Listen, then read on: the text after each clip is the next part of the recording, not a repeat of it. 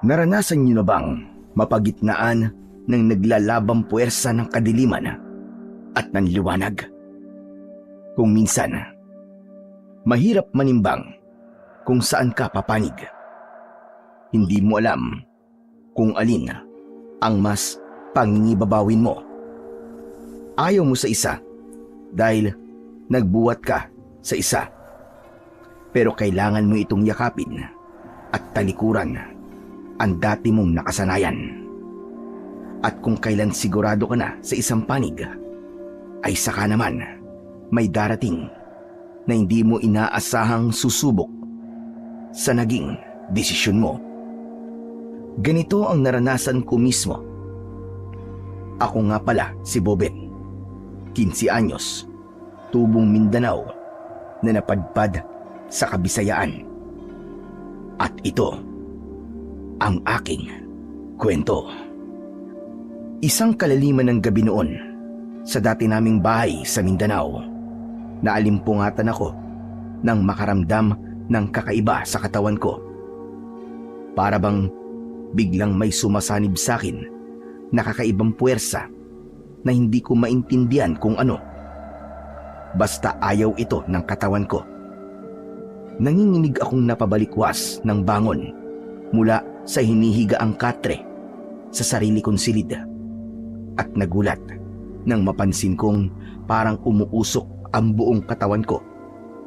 Mas lalo pa akong nagulat nang kahit na anong pilit ko ay hindi ako makabangon. May mga lubid na gumagapos sa mga kamay at paa ko.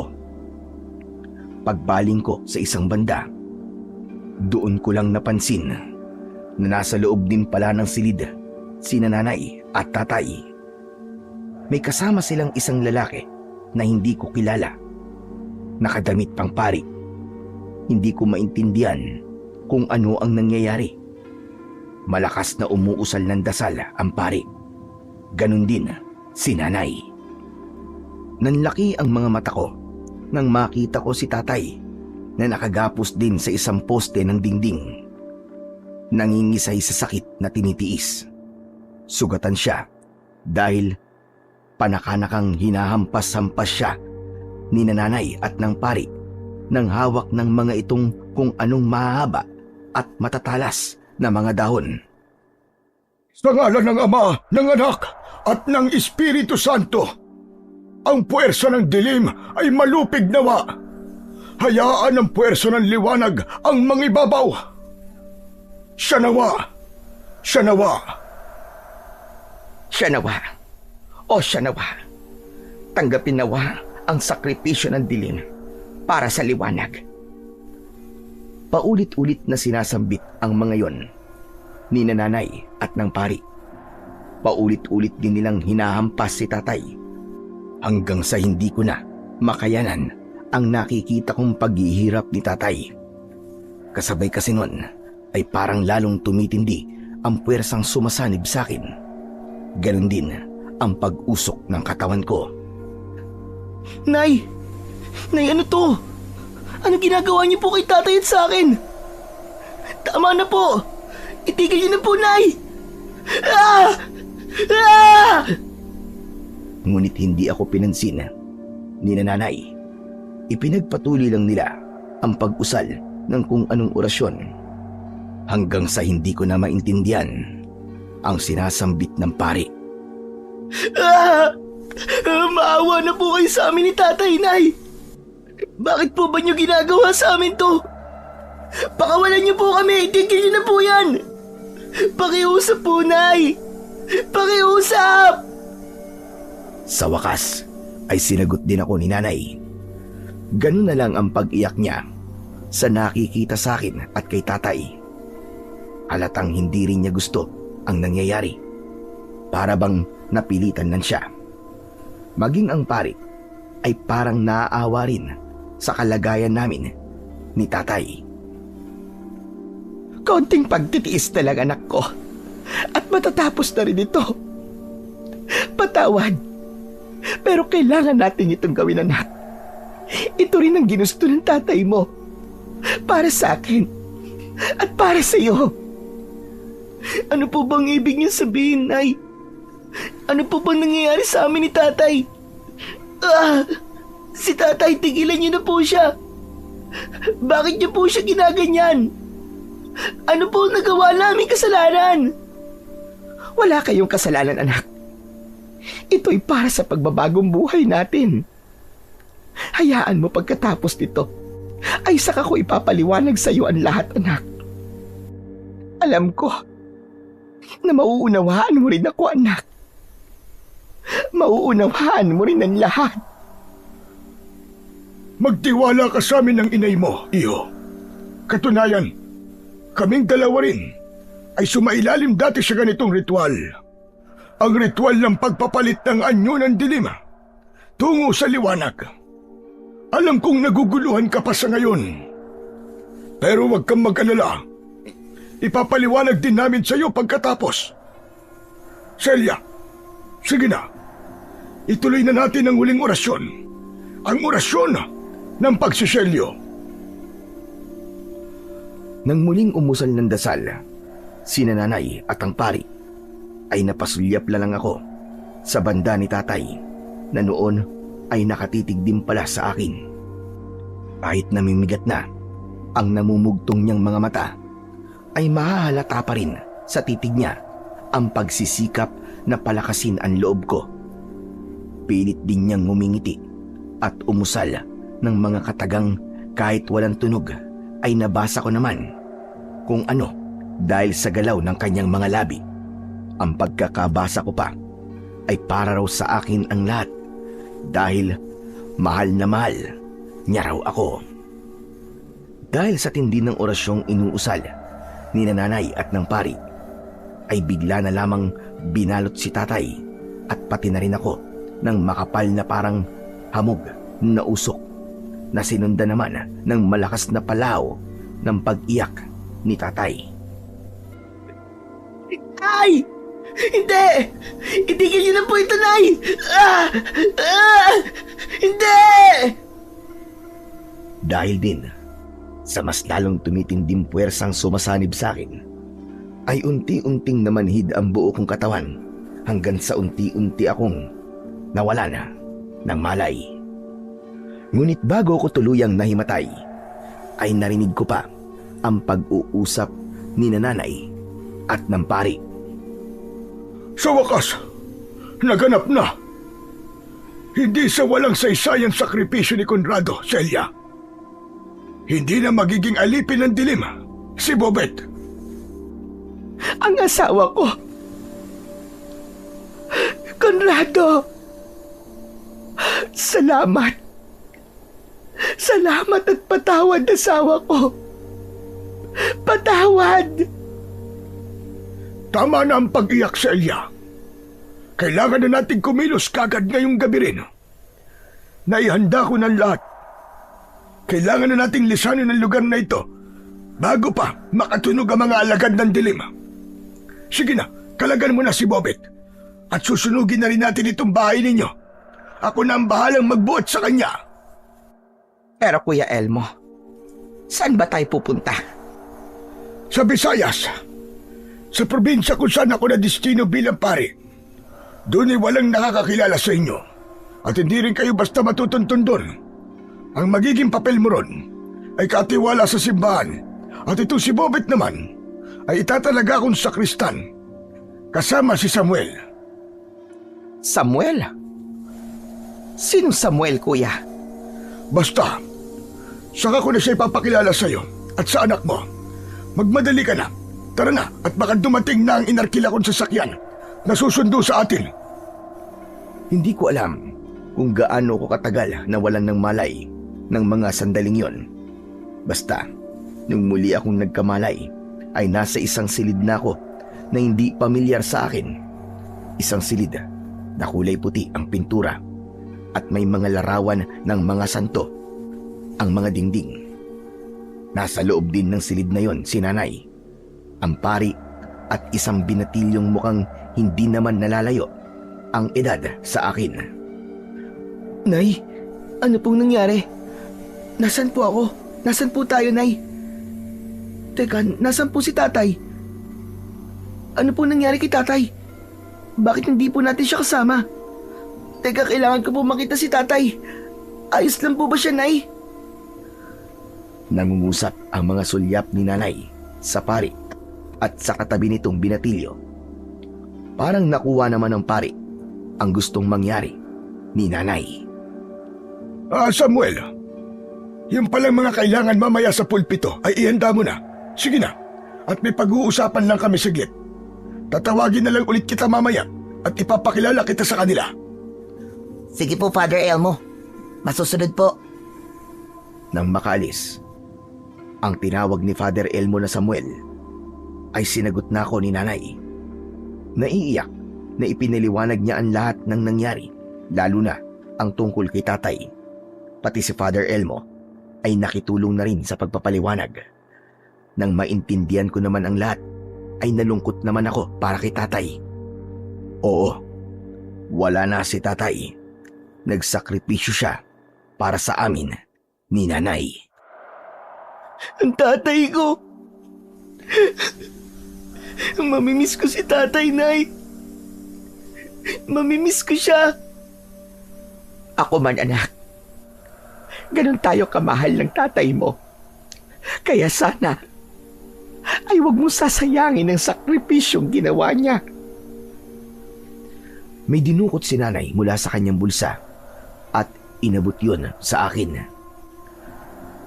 Ano po ito, Nay? Batong puti. Para saan po ito? Yan ang bunga ng sakripisyo ng tatay mo, anak. Ngayon mismo ay kailangan mong lunukin yan. Bakit kailangan ko pong lunukin ito, Nay? Para gumana sa iyo, anak, ang sakripisyo ng tatay mo at para makontra ang totoo mong pagkatao. Hindi ba? At ayaw mo rin ang dati mong pagkatao? Yun ang hiniling mo dati sa tatay mo, hindi ba? Heto, tinupad na niya ngayon ang kahilingan mo na yon. Ang tatay, hindi ko akalaing aabot sa ganito, Nay. Paano ko po may papaabot sa kanya ang pasasalamat ko, Nay? Ngayon wala na siya. Simple lang, anak. Sa pamamagitan ng buong buhay mong pananatili sa liwanag. Heto nga, dito tayo dinala ni Kuya Elmo. Katulad din natin siya. At ngayon, ay isa na siyang pari. Para hindi na siya makabalik sa dati. Ako naman, ay magsisilbi ritong sister. Sister? Nasaan po ba tayo? Simbahan po ba ito? Tama ka, anak. Nandito tayo, sa bahay pari ni Kuya Elmo. Katabi nito ang simbahan. Wala na tayo sa Mindanao, anak. Nandito tayo ngayon sa Visayas. Tapos ikaw naman, ay magiging isa ng sakristan na katulad ng binatilyo kanina na nandito, si Samuel. At dito mo na rin ipagpapatuloy ang pag-aaral mo. Naging pabor naman sa akin ang lahat. Napangiti pa nga ako sa hawak kong batong puti ni tatay. Kinausap ko ito na para bang ito si tatay. Itay, maraming salamat po sa sakripisyo niyo po. Pangako, hindi na po ako babalik sa dati. Heto, Tay, lulunukin ko na po ang batong puti. Dana! Ay, joke lang po, Tay. Wala pong ganon. Lalaki po ako. Napansin kong saglit na nagulat si nanay at Father Elmo roon. Pero pagkaraan ay natawa na lang dahil alam nila na nagbibiro lang ako. Kahit papano ay gumaan ang malungkot na ere ng paligid. Hala ka, ikaw talaga, anak.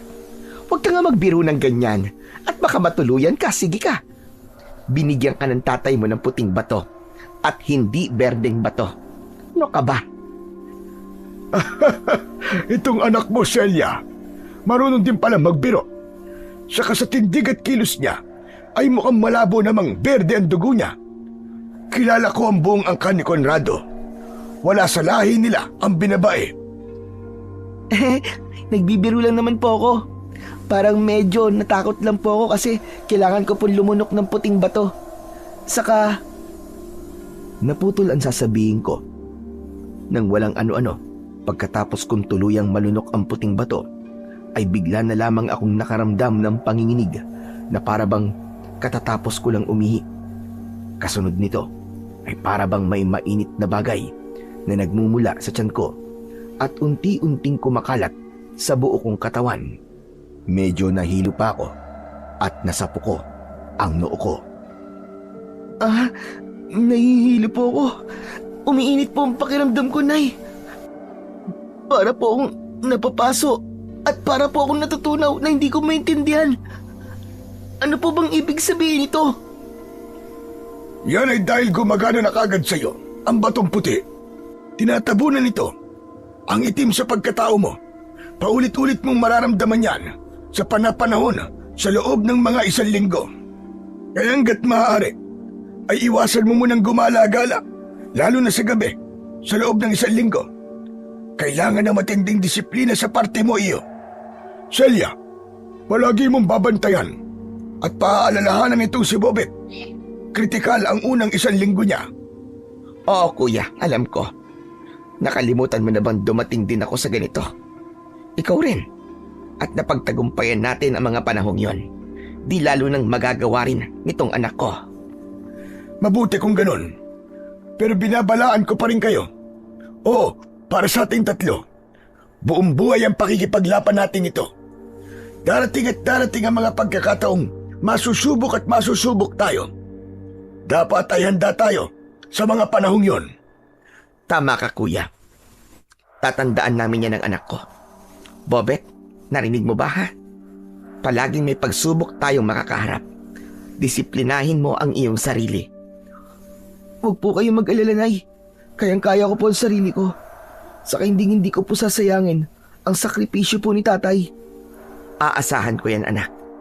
Kapag binigo mong tatay mo, ay ako ang unang-unang magiging mortal mo kaaway. At ayokong dumating ang araw na maglalaban tayo ng matindi. Si nanay talaga. Napakalabo pong mangyari ng iniisip nyo. Bakit ko naman po kayo kakalabanin? At kung mangyari man po yun, ay kusa po ako magpapatalo sa inyo, Nay. Hindi ko po kayo magagawang saktan. Alam ko ang kahinaan mo anak. Pareho lang kayo ng tatay mo. Alam kong may tendensiya kang sumuway para sa ibang bagay na napakahalaga sa'yo. Ang sakin lang naman anak, ay nagpapaalala lang ako sa'yo. Pero may tiwala rin ako sa'yo na alam mo kung saan mas dapat kang lumugar. Basta maging matalino ka lang sana palagi anak. Pigilin ang dapat pigilin at palayain ang dapat palayain. Aba, ang lalim naman yata ng palitan ninyong mag-ina. Saka huwag din yung kalilimutan ang papel ko. Hindi ko rin kayo hahayaang umabot sa hindi magandang senaryong iniisip ninyo. Isa pa, may papel din kayo sa baryong ito na kailangan ninyong gampanan. Mga ahente na tayo ngayon ng liwanag. Tandaan nyo yan. Saka isa pa pala, kailangan maging mapagbantay rin tayo at alerto palagi. Alam na ninyo kung ano ang mas matinik na kalaban natin. Sa baryong yon sa Visayas, kami nagsimulang muli ni nanay. Itago na lang po natin ang baryong ito sa pangalang Baryo Ararao. Hindi naging madali ang unang linggo namin doon. Lalo na pagdating sa akin dahil nga sa epekto ng bagong lunok kong puting bato ni tatay. Medyo nahirapan din kaming itago ito kay Samuel na siyang naging tagapagturo ko kung paano maging isang sakristan. Nakalaunan ay naging matalik kong kaibigan. Isang mabait na kaibigan si Samuel. Maalalahanin at talagang makadiyos. Ang problema ko nga lang ay ang pagiging matanong niya. May pagkamausisa at mapagmasid. Hindi ko alam kung hanggang kailan ko maitatago sa kanya ang lihim ko. Sabi ko noon ay bahala na. Ang mahalaga ay nakatagpo ako kagad ng isang matalik na kaibigan sa katauhan niya na hindi ako kailanman nagkaroon nung nasa Mindanao pa kami. Uy, teka lang. Bakit ayaw mong humawak ng lalagyan ng agwa bendita? Anong klase kang sakristan yan? Palagi na lang ako magdadala nito? Ganon? Ha? Hindi ko muna pwedeng hawakan yan, sabi ni Father Elmo eh. Next week ko pa raw pwedeng hawakan. Sumusunod lang naman ako sa bilin niya sa akin. Talaga lang ha? Saka, bakit minsan ay hindi ka lumalabas sa bahay ni Father Elmo? Nung nakaraan ay hindi ka sumipot sa misa. Mag-isa lang tuloy ako na sinamahan si Father. May sakit ka ba nun? Naku, wala akong sakit. Alam mo kasi Samuel, medyo maselan lang talaga ang tiyan ko nitong mga nakaraang araw. Lilipas din siguro to kagad. Paminsan-minsan lang naman sumasakit at konting pahinga lang, okay na ako ulit. Sigurado kang okay ka lang ha, Bobet? Pati sa school, madalas ka rin naka-absent eh.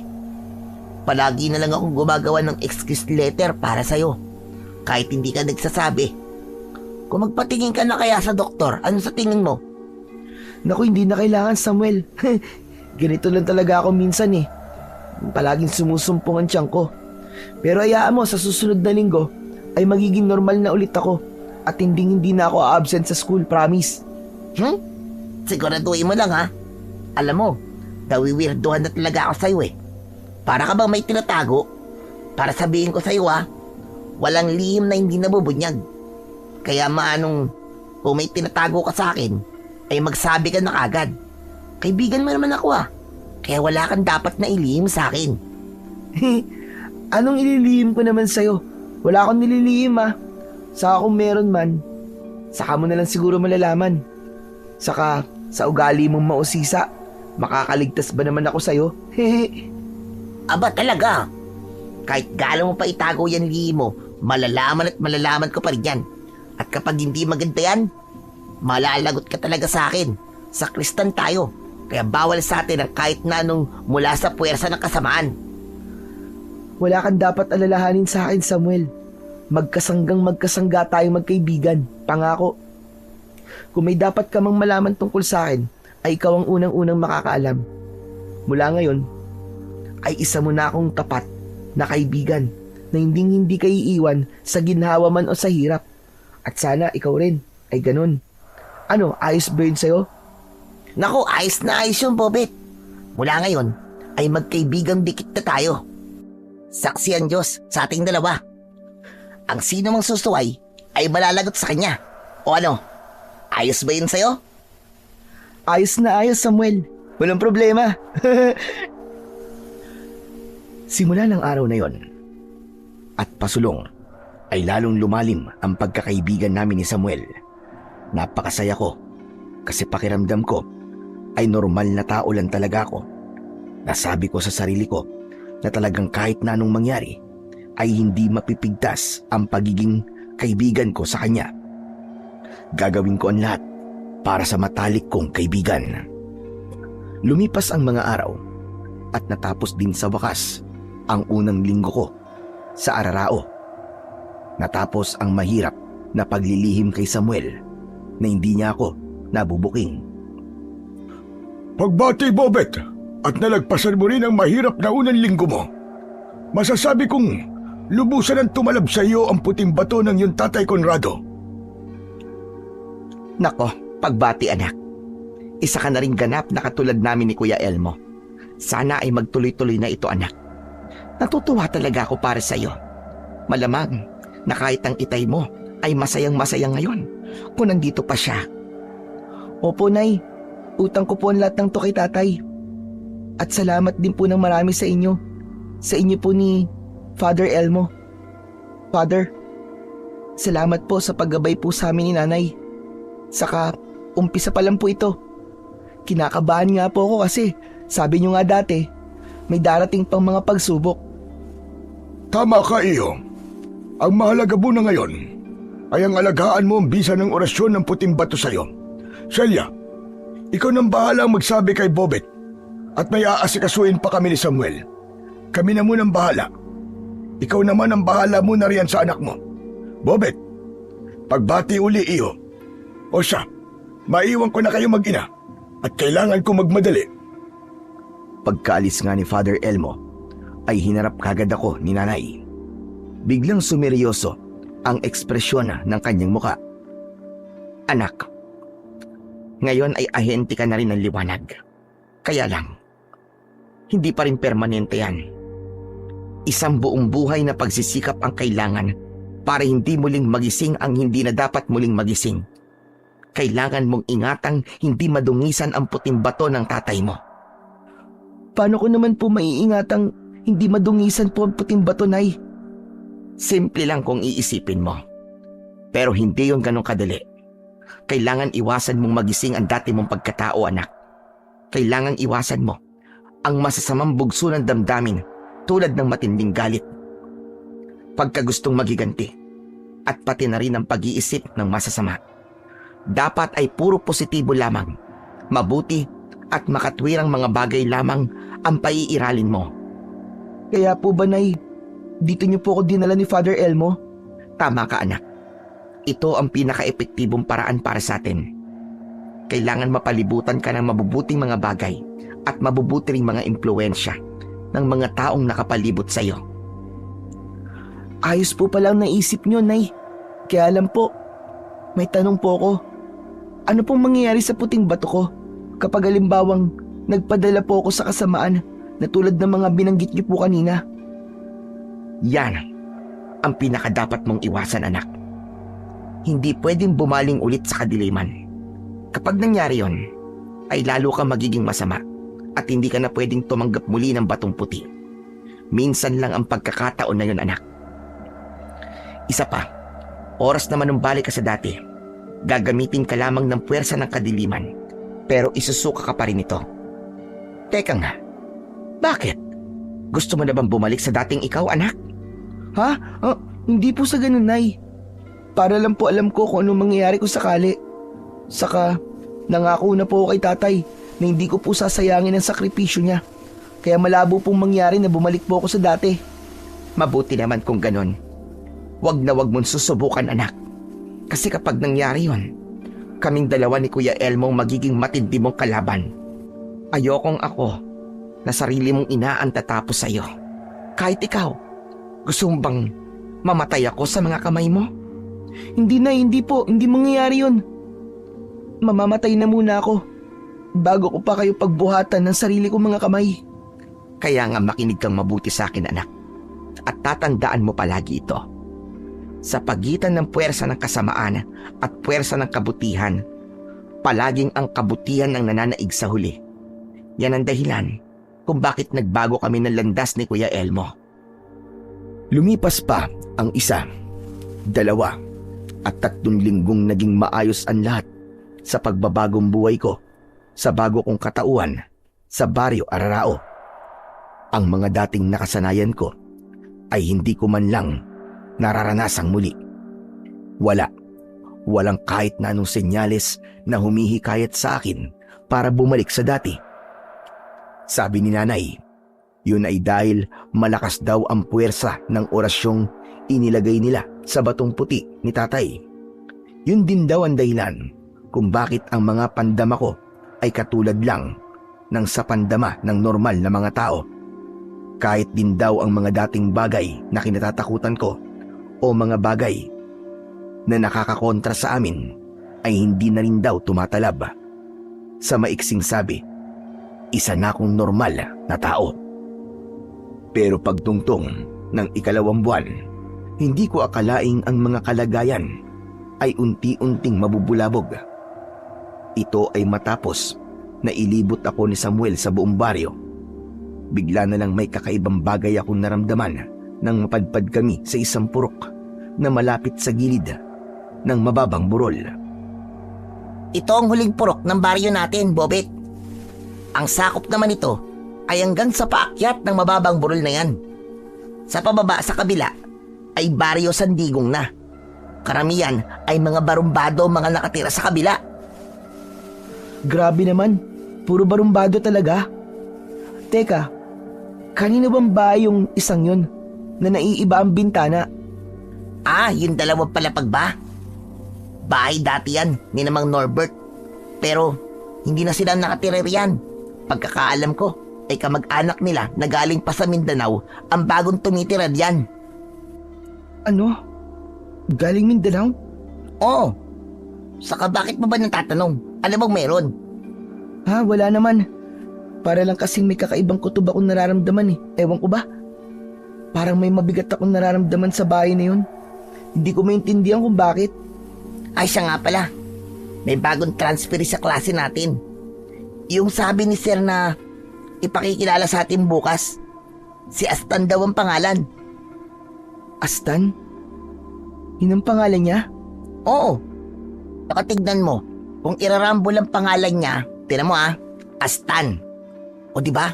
Pag binaligtad mo parang Satan, baka yun ang dahilan, kaya kakaibang nararamdaman mo.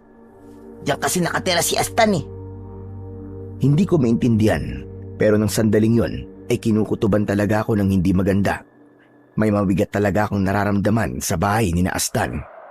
Bukod tangin sa lahat ng bahay sa Ararao, ay ang bahay lang ni Astan ang may ganong mabigat na aura para sa akin. Matapos naming malibot ni Samuel at makabisado ko ang buong baryo, pag-uwi namin sa simbahan kung saan kami naglalagi. Nang maghiwalay kami para gampanan ang kanya-kanya naming gawain sa simbahan, ay ibinalita ko kagad kay inay ang kakaibang naramdaman kong yon sa bahay ni Astan. Ano anak?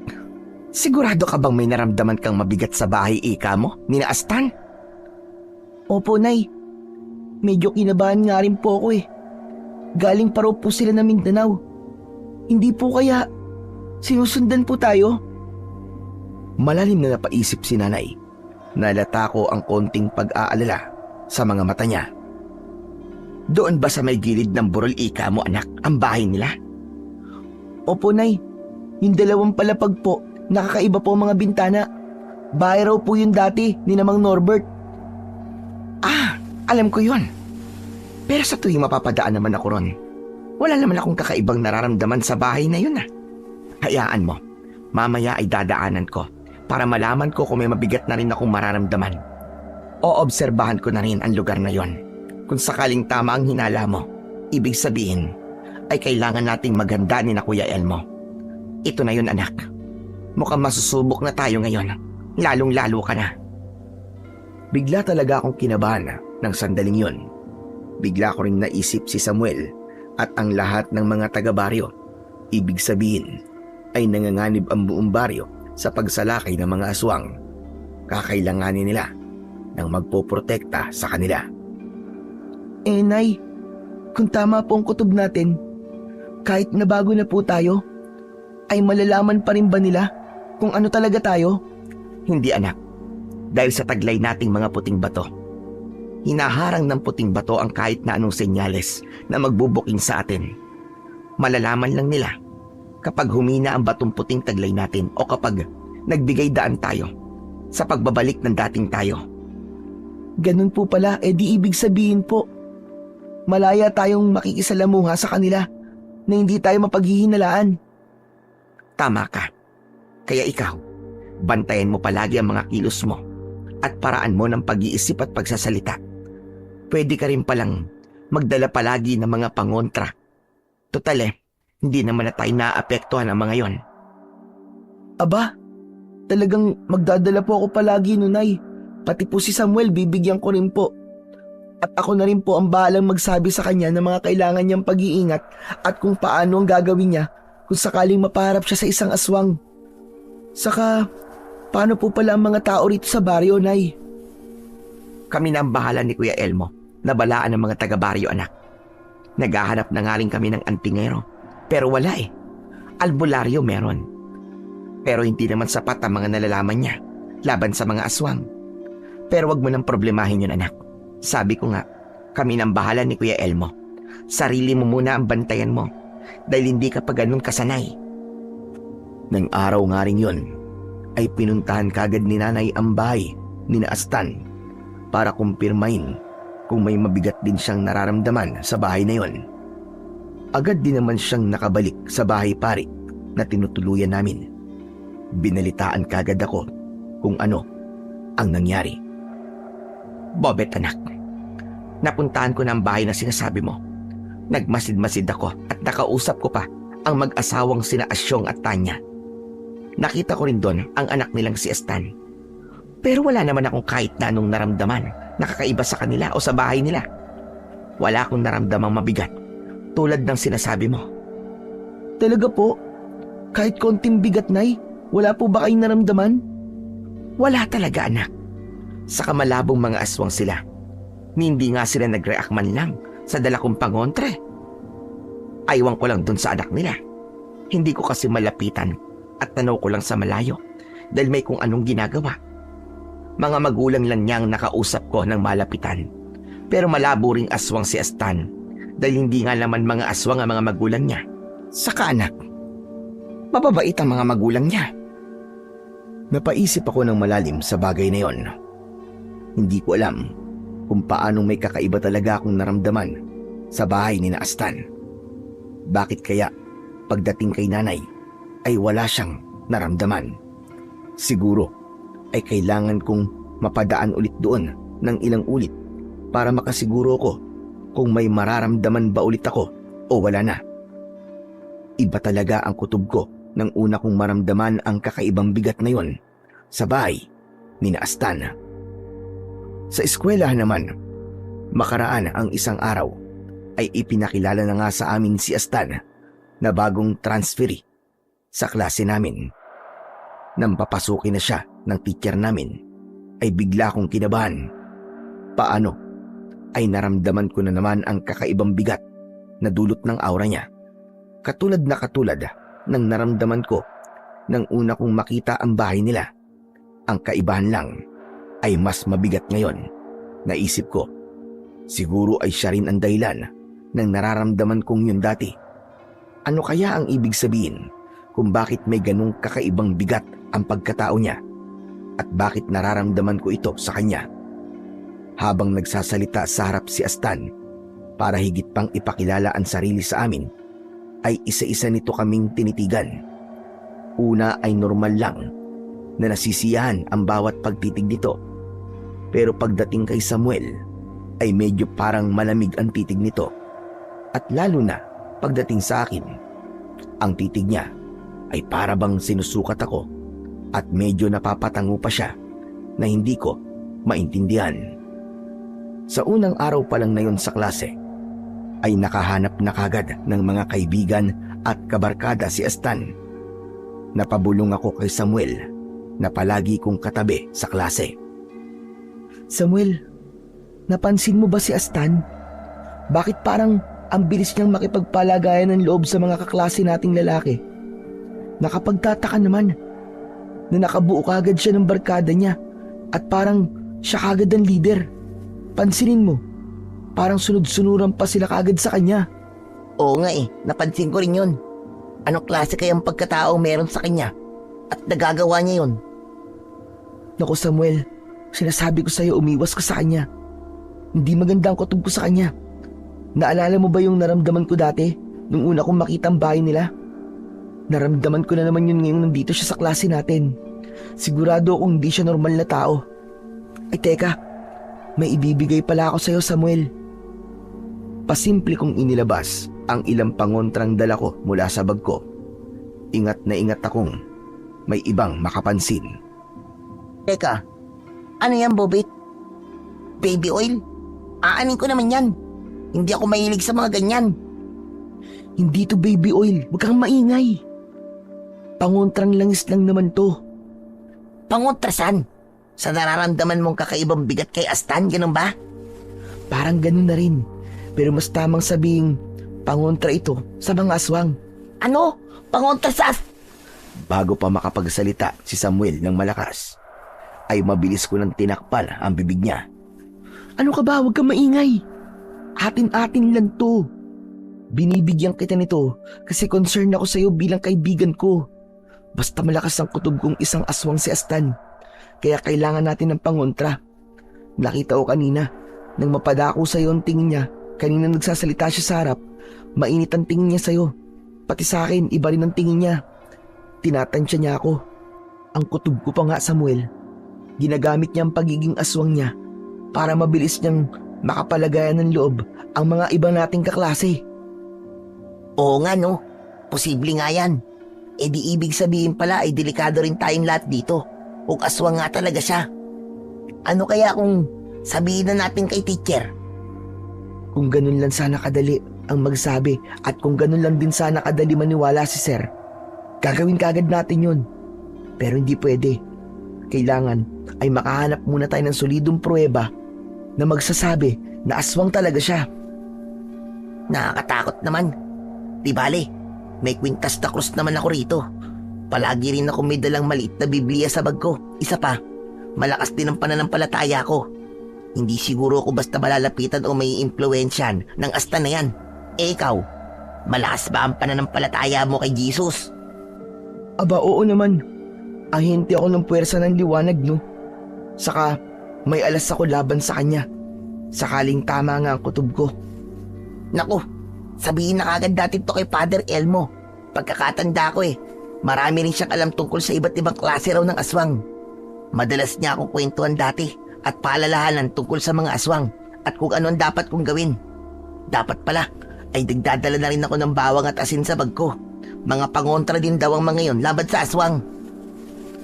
Walang ano-ano, ay natigilan kaming dalawa ni Samuel sa pag-uusap nang hindi namin namamalayan na nakalapit na pala sa pwesto namin si Astan at ilang kasama niyang kaklase namin. Nakaluloko ang pagkakangisi nito habang pinagpapalit-palit ang tingin sa aming dalawa ni Samuel. Tama ba ang narinig namin? Tungkol sa aswang ang pinag-uusapan yung dalawa? Mga kosa, mukhang mga binabai yata itong mga to ah. Mukhang mga takot at naniniwala pa sa mga aswang. Nagpanting ang mga tenga ko sa sinabing yun ni Astan. Kahit si Samuel ay mukhang ganun din. Tatayo nga sana siya para harapin si Astan pero pinigilan ko na lang. Naalala ko kasi ang kabilin-bilinan sa akin ni nanay na hindi dapat ako nagpapadala sa bugso ng damdamin. Sa halip ay ako ang humarap kay Astan pero hindi sa maangas na paraan. Medyo nakayuko pa nga ako at iniiwasan ko ang nanghahamon at mayabang nitong titig. Hindi kami binabae, Astan. Sa katotoong aswang. Pero hindi rin kami takot sa aswang. Talaga lang ah. Kanina lang ay narinig kong takot na takot yung kasama mo Wala. Mga binabai talaga kayo. Mga kosa. Mga binabai ang mga to. At nakigaya na rin sa pagtawa ang mga kasama ni Astan na kaklase namin. Sumisenyas pa ang mga ito at umastang kunwaring mga bading. Tinangkapan nilang tsansingan kami na kunwari ay may mga dibdib at balakang kami. Napansin kong namumula na sa galit ang mukha ni Samuel pero halatang nagpipigil pa rin. Siya naman ngayon ang humarap kay Astan. Hindi kami mga bakla ah. Ang totoo niyan ay mga sakristan kami sa simbahan. Kaya wala kayong karapatang bastusin kami ng ganito. Mga sakristan kayo? Aba, at mga sakristan pala mga to. Iba rin. Para sabihin ko sa inyo, walang tunay na lalaki ang nagsasakristan. Mga binabai talaga kayo na nagsusuot ng puti na parang mga saya. Maya-maya pa ay hindi na nakapagpigil pa si Samuel. Hindi ko na siya napigilan nang bigla niyang bigwasan si Astan. Nagulat talaga ako sa lakas ng pagkakasuntok niya sa mukha ni Astan. Ano pat natumba ito at napasalampak sa sahig. Nakita kong pumutok ang gilid ng labi nito. Dahil dito ay galit na galit at mabilis na tumayo ng tuwid si Astan at mabilis na kinuwelyuhan si Samuel. Parang nagulat naman na nagtataka si Samuel na parang may napagtantong kung ano. At sino ang akala mo ay kayang-kaya mo ko, ha? Hindi ko palalampasin ang ginawa mo to sa akin. Magbabayad ang dapat magbayad. Humanda kayong dalawa sa akin. Makikita ninyo ang totoong ako. Bibigwasan din sana ni Astan si Samuel sa muka. Pero alerto kong kinapa ang pangontra ko at mabilis yung idinikit sa kamay ni Astan sa tangka kong awatin ito. Dahil naman dito ay hindi nakaligtas sa akin ang naging reaksyon nito. Para bang ito'y napaso at natakot bigla. Pero mabilis itong nakaisip ng ibang dahilan. Yak! Huwag mo nga akong mahawak-hawakan, bakla ka. Ano yan, ha? Aba, at mukhang gagayumahin mo pa yata ako, ah. Bitiwan mo nga ako at nakakadiri kayong dalawa. Tara na, mga kakosa. Iwakasan niyo na mga yan at baka mahawa pa kayo sa berding dugo nila. Mga uhaw sa talong ang mga yan. At itong tatandaan yung dalawa, ha? Simula sa araw na to ay makikilala nyo kung ano ang impyerno. Masusunog kayong mga binabae kayo. Tara na, mga kakosa! Matapos yun, ay tuluyan ng umalis ang barkada ni Astan na malakas pa rin nagtatawanan habang papalayo.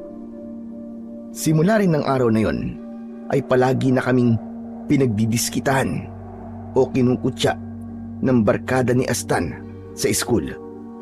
At habang tumatagal ay may napapansin akong kakaiba sa mga kabarkada niya. Naisipan kong ipagsabi ito kay Father Elmo. Father Elmo, normal lang po ba na nakakaramdam ako ng mabigat na aura sa ibang tao?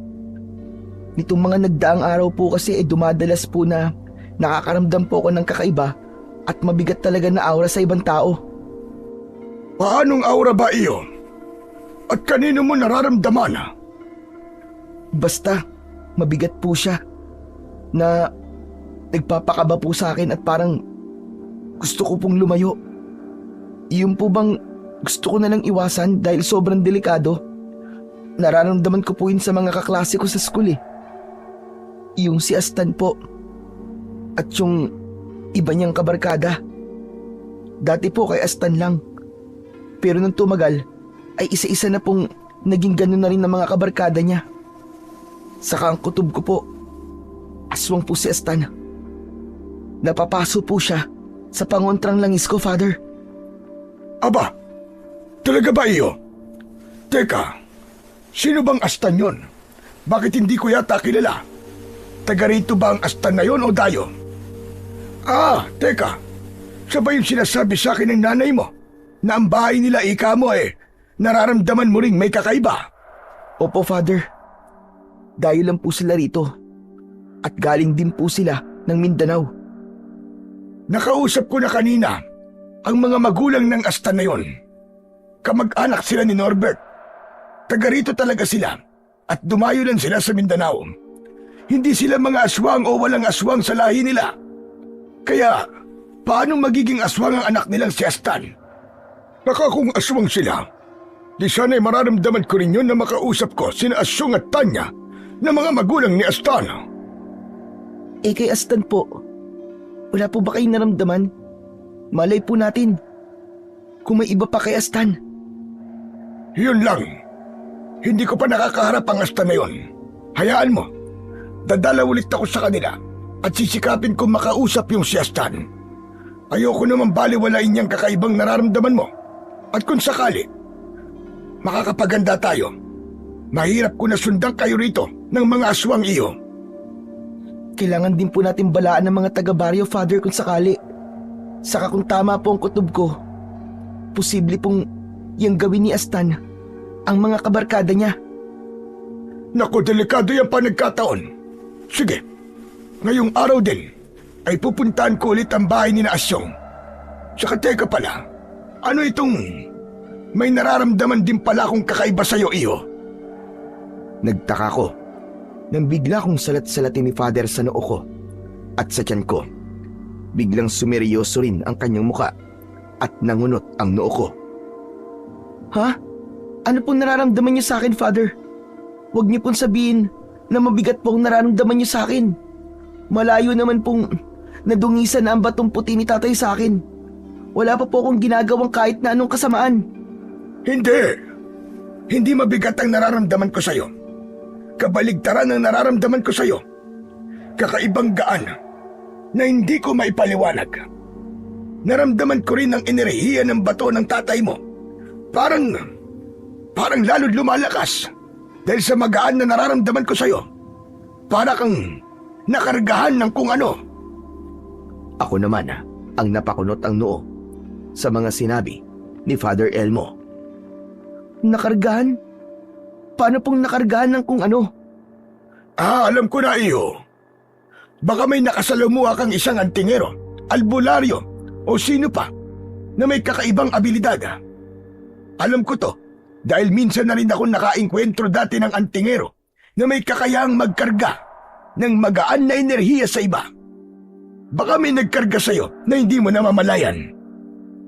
Sino-sino bang nakakasalamuha mo? Simula nang tumapak kayo rito sa Visayas. May nakasalamuha ka na bang matanda o kahit sinong may kakaibang paraan ng pagkilos? Wala po akong naaalala na may nakasalamuha po akong tulad ng mga nabanggit nyo. Ang karaniwang nakakasalamuha ko lang naman po ay kayo ni nanay, si Samuel, mga kaklase namin, mga teacher, at mga estudyante po sa school. Teka, mamaya nga ay magtatawag din ako ng albularyo at ipapatingin kita para malaman natin kung ano ang naikarga sa'yo at kung sino ang nagkarga sa'yo. Baka dahil dyan, kaya nakakaramdam ka rin ng mabibigat na aura sa ibang tao. Kung sino man siya, ay baka makatulong din natin kung sakaling may sumalakay ritong mga aswang. Nang araw na rin yun, ay pinagsabay ni Father Elmo na isagawa ang mga kailangan. Una, ay pinatawag niya kay nanay ang kilala nilang albularyo para ipatingin ako. Ipinaubaya niya na ako kay nanay para puntahan naman ulit ang bahay ni Astan. Sige kuya, ako nang bahala. Mag-iingat ka sa pagpunta mo kina Asyong ha. Alerto ka at maging handa sa mga bagay na hindi mo inaasahan. Huwag niyo akong alalahanin. Alam ko ang ginagawa ko.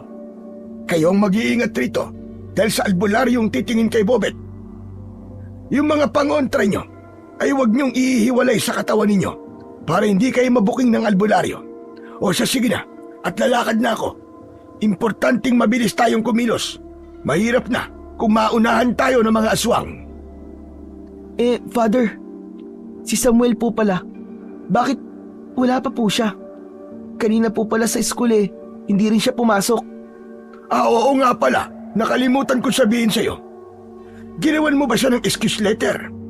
Nilalagnat daw siya sabi ng nanay niya, kaya hindi pumasok. Mamaya pala dalawin natin. At umalis na nga si Father Elmo.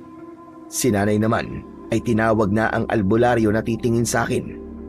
Nang dumating ito, ay agad na isinagawa ang mga kailangan para malaman kung ano ang naikarga sa akin at kung sino ang nagkarga sa akin, na tulad ng sinabi ni Father Elmo. Matapos naman ang kung ano-anong mga ritual at orasyon, ay nalaman na namin ni nanay ang resulta. Ano po? Kaedad ko po ang nakasaling sa akin at nagkarga ng kakaibang abilidad. Ano naman pong abilidad? Ayon sa albularyo, ang naikarga raw sa akin ay kakayahang makaramdam ng negatibo o mabigat na enerhiya sa paligid. Siyempre, ay nagulat ako doon dahil yun na yun mismo ang nararanasan ko. Kaya po pala. Pero, kaya niyo rin po bang alamin kung sino po ang nakasaling at nagkarga sa akin? Hindi na sumagot ang albularyo, sa halip ay nagsagawa kagad ito ng ritual at umusal ng kung anong iba na namang orasyon. Nang matapos ay nanlaki ang mata ko nang sabihin ito ang pangalan ng nakasaling sa akin. Ano po? Sigurado po ba kayo? Si Astan talagang nakasaling at nagkarga sa akin? Pero paano pong nangyari yun samantalang negatibo pong enerhiya ang nararamdaman ko sa taong yun? Isa pa po, ang kutob ko sa kanya ay isa siyang aswang. Sinagot ako ng albularyo. Sabi nito ay nalilito rin daw ito dahil parang dalawa raw ang pagkatao ng Astan na yon.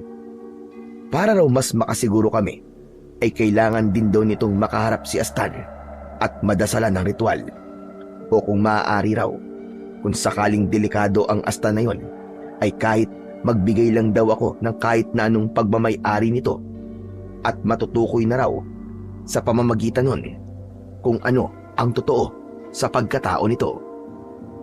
Matapos matukoy ang lahat, ay nagpaalam ng aalis ang albularyo pagkat may iba pa raw na nagtawag dito na kailangan itong puntahan kaagad.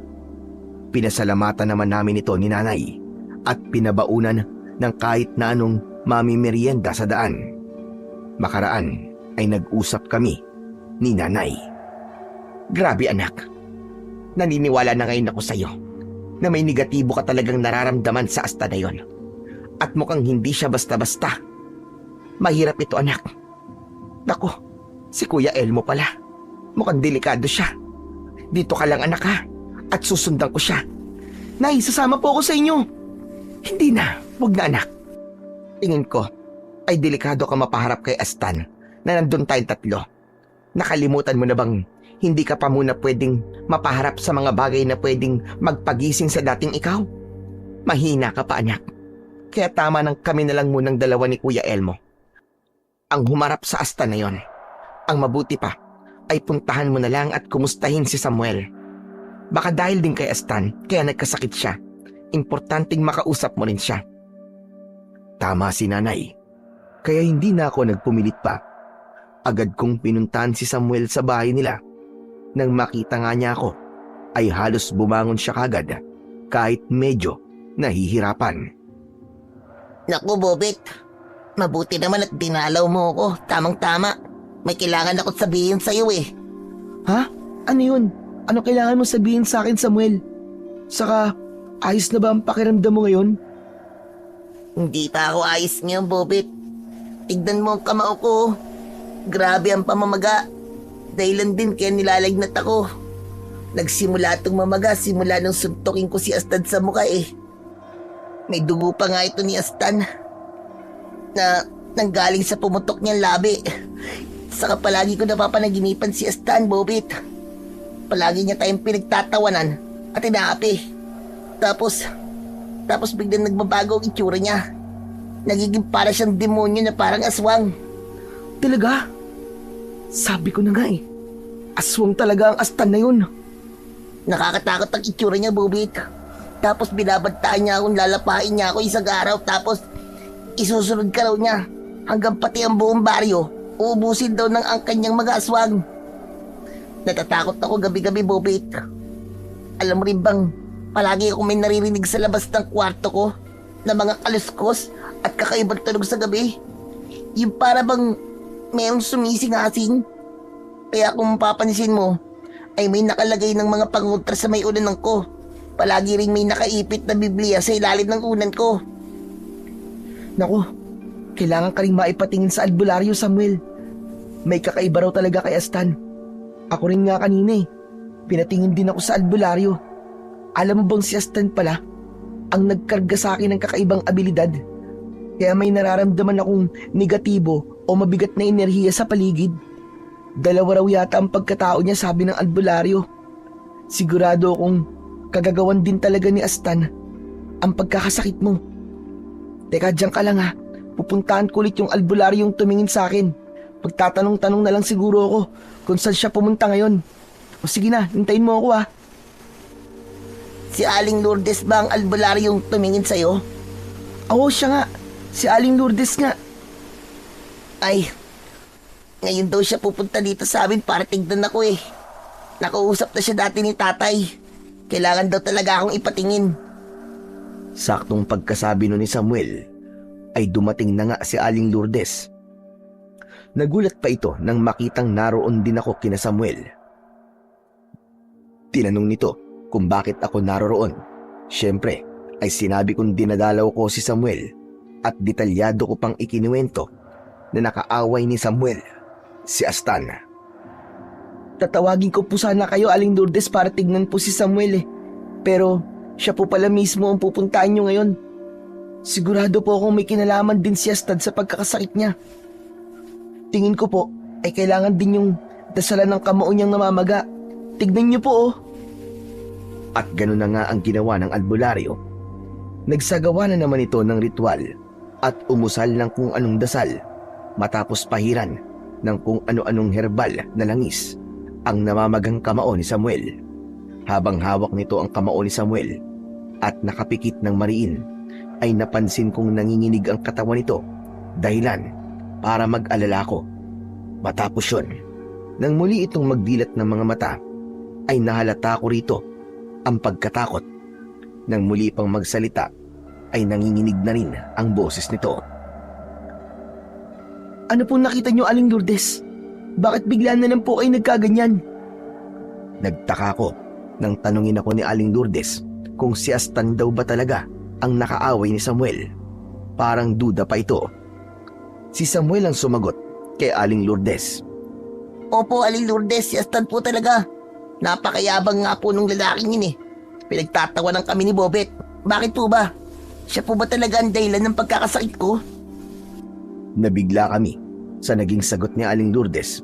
Hindi raw basta-basta ang Astan na yon.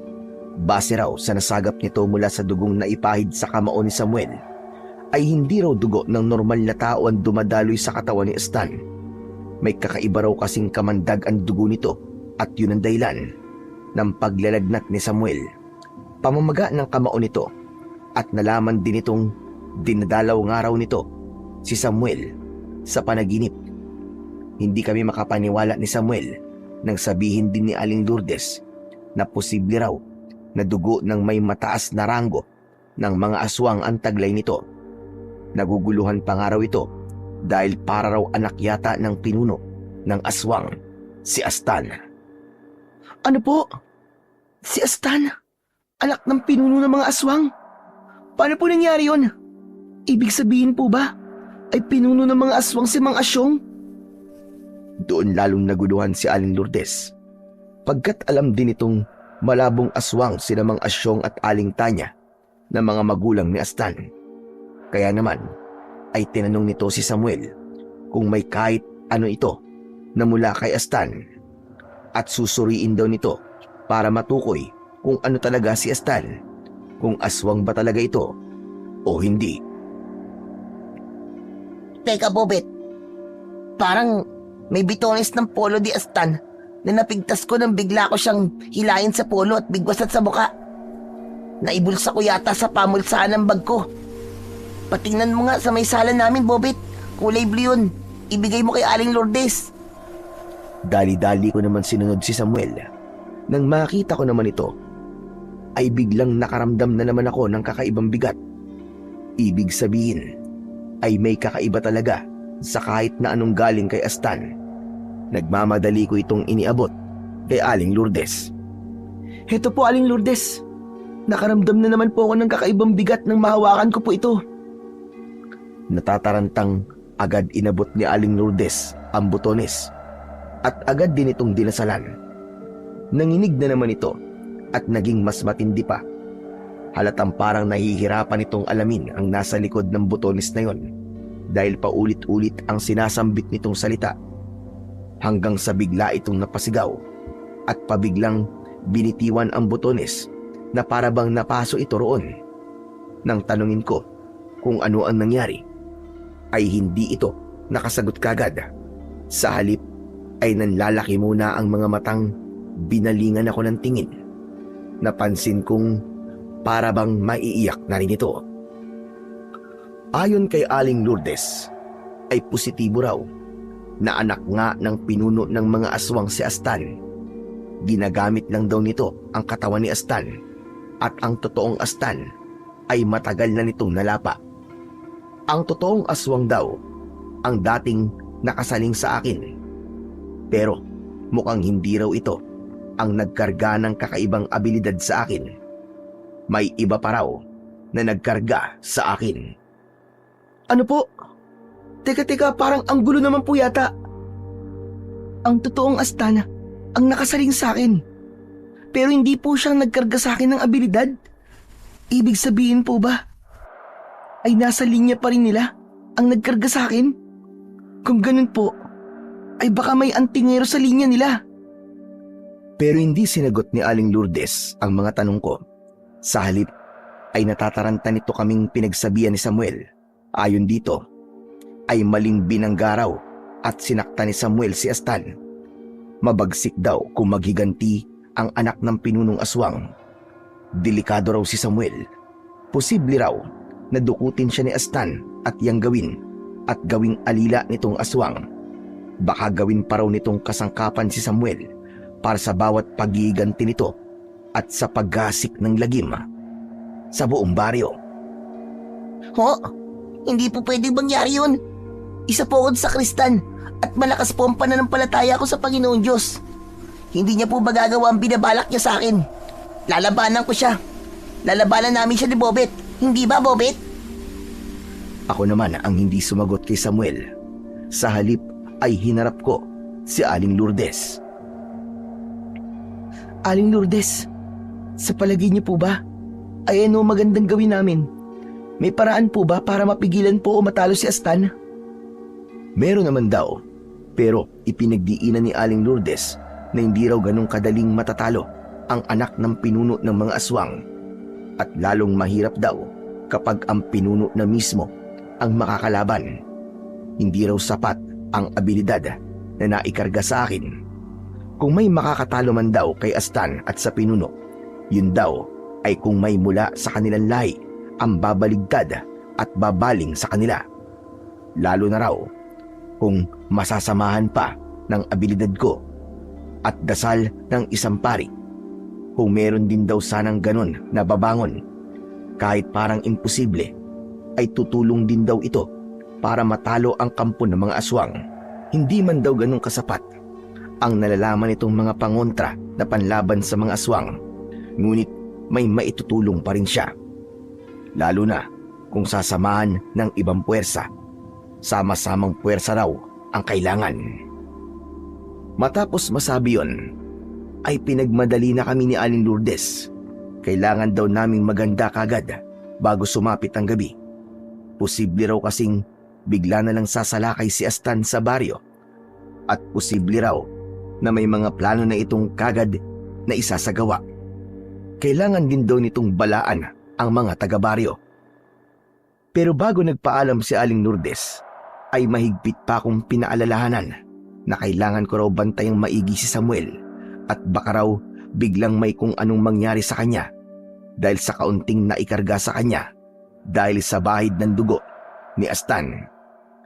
Nag-iwan din ito ng ilang herbal na mga dahon at langis na pangontra daw kahit papano sa maaaring mangyari kay Samuel. Nang makaalis na si Aling Lourdes, ay binalingan kaagad ako ni Samuel. Halatang takot siya, pero handa rin naman lumaban kung kailangan sa kabila ng pagkakasakit nito. Anong gagawin natin ngayon, Bobet, para malabanan si Astan? Ayokong makuha niya ako at gamitin sa kasamaan niya. Hindi ako makakapayag doon. Lalong hindi naman ako makakapayag, Samuel.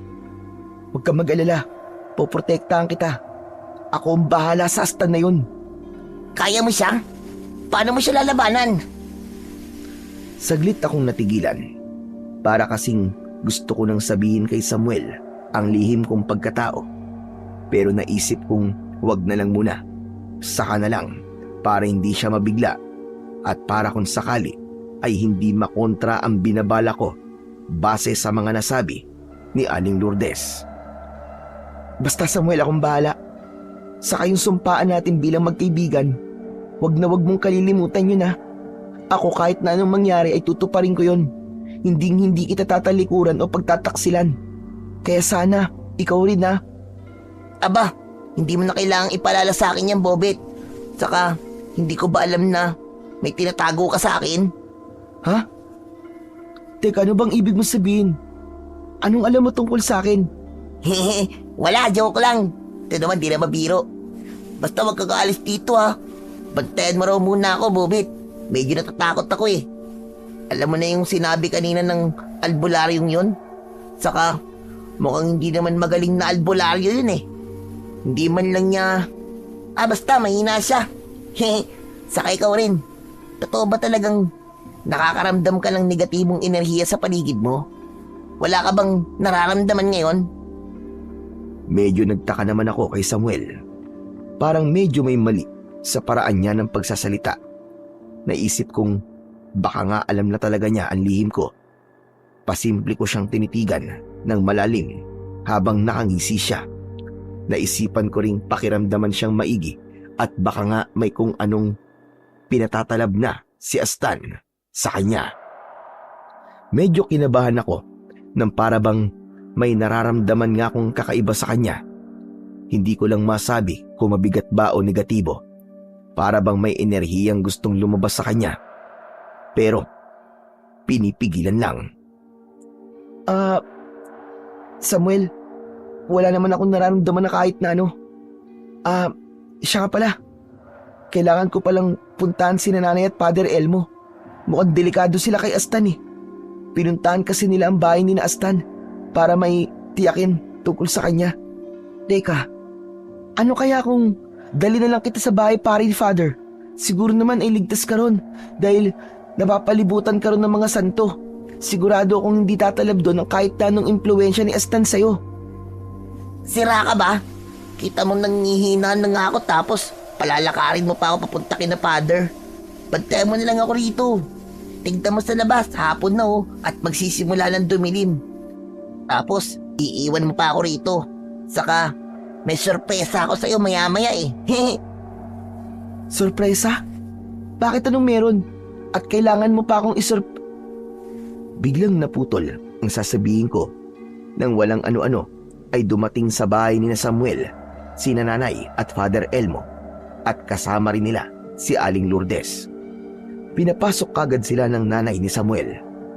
Nagulat pa nga ako nang makita ko ang ekspresyon ng mukha nila. Sobrang alalang-alala silang hindi ko maintindihan kung bakit. Kagad pa nilang inilabas ang itinatago nilang mga pangontra.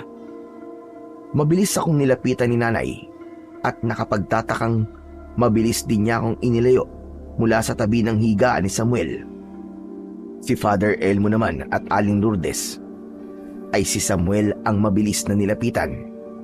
Hindi ko maintindihan kung bakit iniamba nila kay Samuel ang hawak nilang mga pangontra.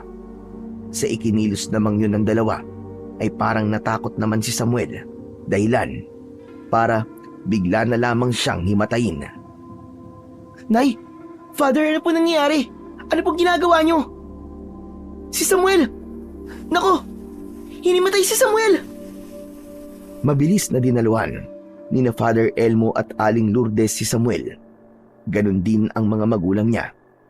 Naguguluhan ako kung bakit kailangang itapal nila sa noo, kamao at dibdib ni Samuel ang mga hawak na pangontra ni na Father at Aling Lourdes.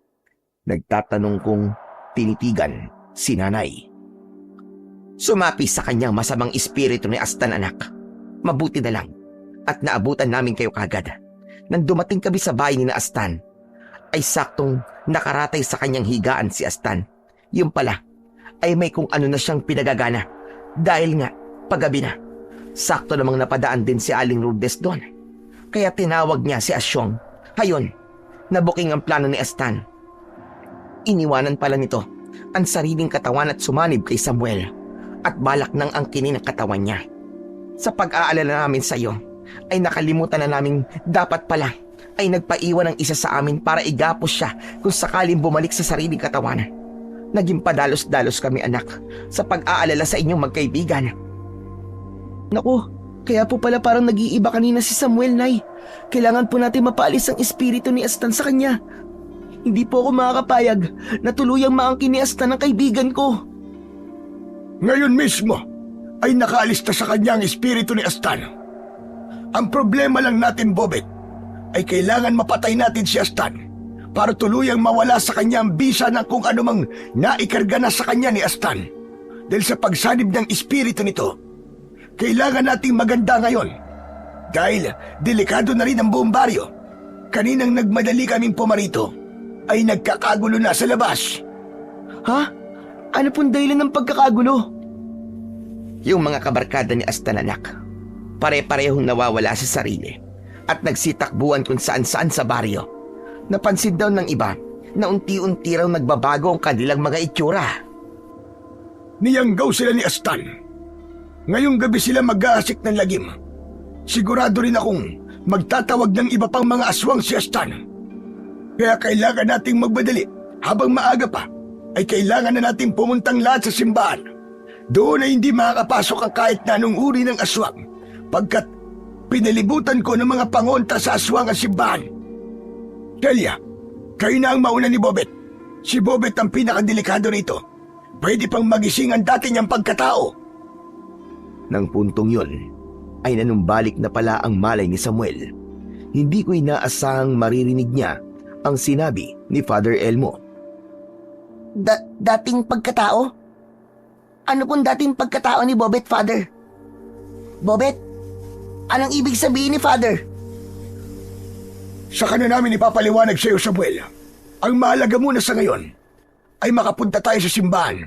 Tara na, kailangan na natin kumilos bago pa lumala ang sitwasyon.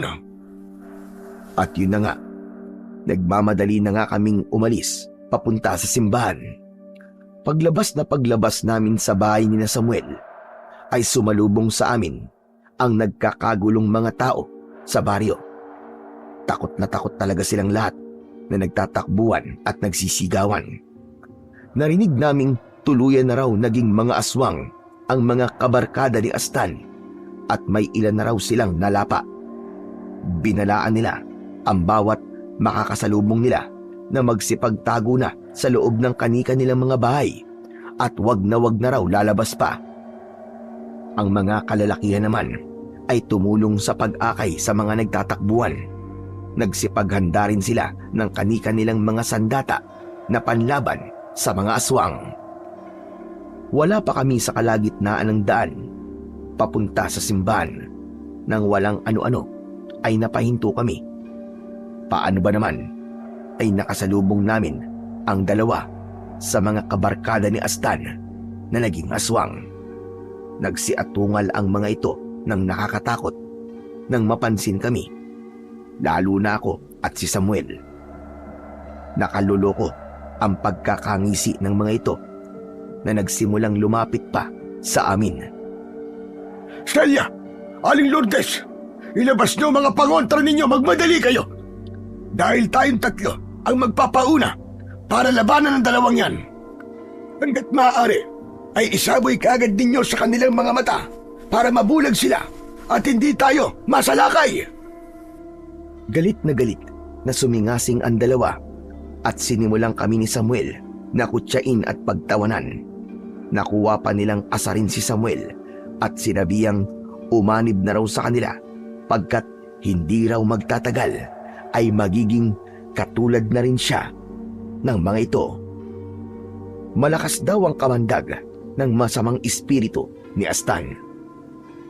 Dahil naman sa pabuntot ng mga ito ng nakakukulo ng dugong tawanan ay napikon si Samuel. Susugod sana ito kahit na nanghihina pa. Pero agad ko siyang pinigilan. Ako naman ay nagpipigil din ng kinikimkim kong galit at pagkaasar. Ginagago nila tayo, Bobet eh. Bitiwan mo ako. Ilalabanan ko sila ng patayan. Hindi ako natatakot sa kanila. Anong akala nila, ha? Relax ka lang, Samuel. Relax lang. Huminaon ka. Kami nang bahala sa kanila, Samuel.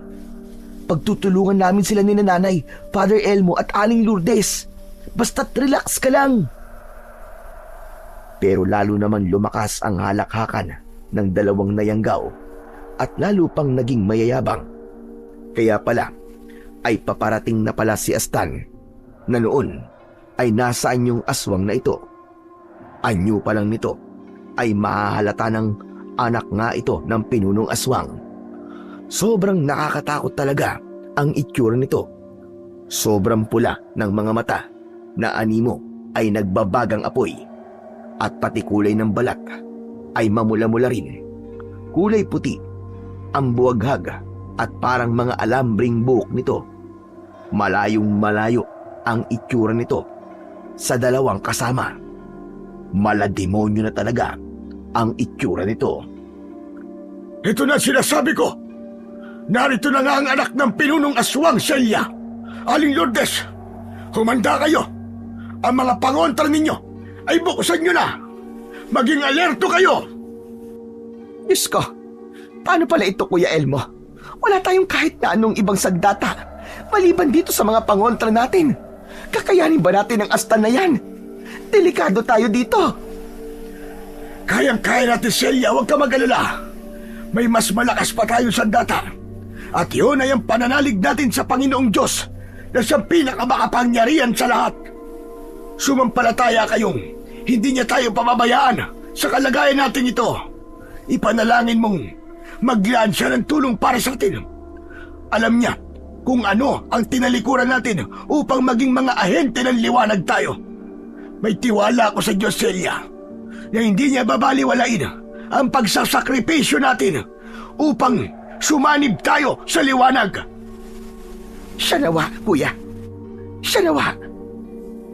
Ng punto namang yon ay may isang bagay na hindi ko maipaliwanag na nangyayari sa akin.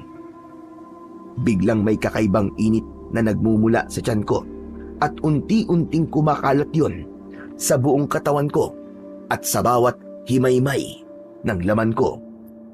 Makaraan ang ilang sandali ay bigla akong nakakarinig ng bulong sa tenga ko.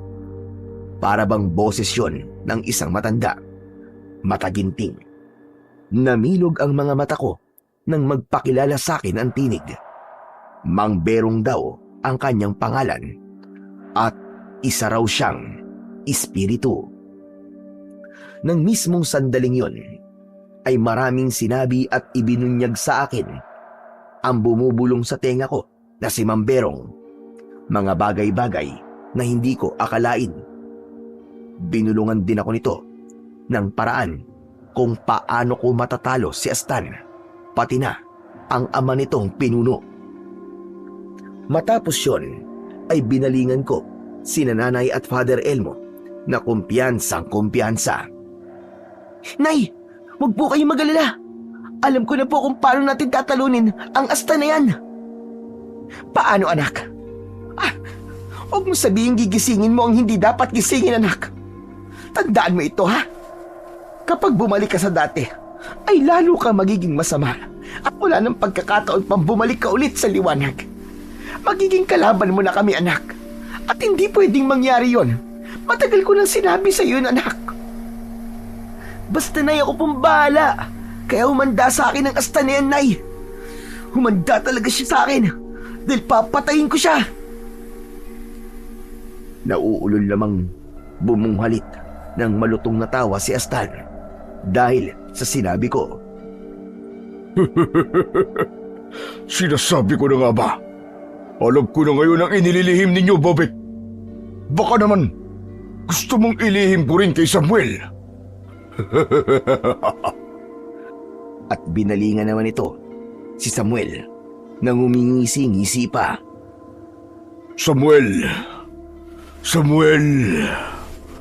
alam mo ba kung anong totoong pagkatao ng kaibigan mo?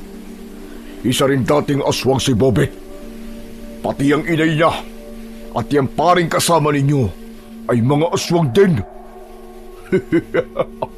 Tignan nyo nga naman, wala kayong kamalay-malay na mga aswang na palang nakakasalamuhan ninyo sa oras na ito.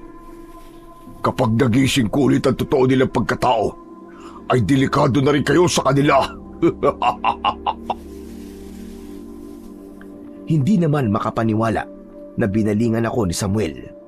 Ganon din sina Aling Lourdes at ang mga magulang ni Samuel ay hindi makapaniwalang binalingan kami ni Nanay at Father Elmo. Nagsimula ring dumistansya ang mga ito sa takot sa amin.